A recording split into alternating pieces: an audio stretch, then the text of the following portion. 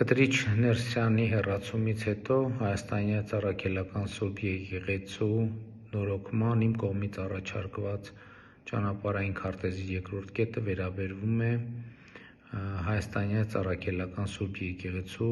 կանոնագրքի ընդունմանը եւ ուզում եմ ընդգծել, որ այս օրակարգը ըստ էության պաշտոնապես արձանագրված է հենց Մայրաթոռի կողմից 2011 թվականի նոյեմբերին Հայաստանի արտադրության նախարարությունում գրանցվել է Հայաստանյան Առաքելական Սուրբ Եկեղեցու կանոնադրությունը, որի մեջ ասվում է հետևյալը.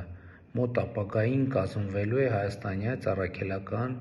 Եկեղեցու կանոնադրություն, փակագծերում սահմանադրություն, որը հանդիսանալու է հիմնական արժեքը նրա նվիրապետական ամբողջ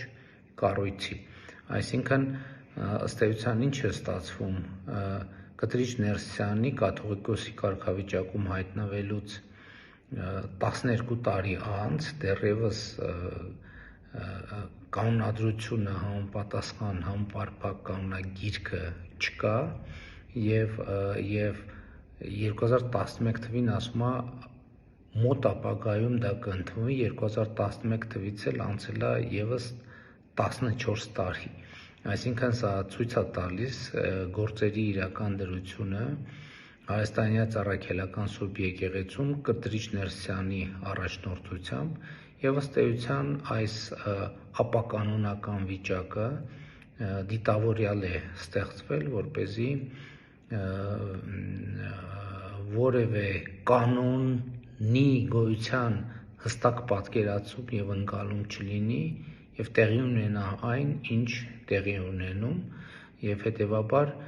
շատ կարեւոր է, որ Հայաստանյան Առաքելական Սուրբ Եկեղեցին Կտրիչ Ներսյանի հեռացումից եւ տեղապահի ընտրությունից անմիջապես հետո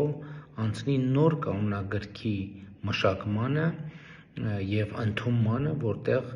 հստակ, թափանցիկ կանոններ կգործեն, որոնք հասկանալի, տեսանելի կլինեն ոչ միայն հոգեվորականներին, այլև հանրությանը, այսինքն կլինեն հրապարակային եւ մեզ բոլորիս պարզ կլինի, թե եկեղեցին ինչ կանոններով, ինչ արժեքներով է ապրում եւ որոնք են դրանց նկատմամբ հանրային եւ ոչ միայն հանրային, այլև ներքին վերահսկողության մեխանիզմները։ Հաջորդիվ ավելի մանրամասն որոշ նրբությունների կանդրադառնամ առաջիկայում։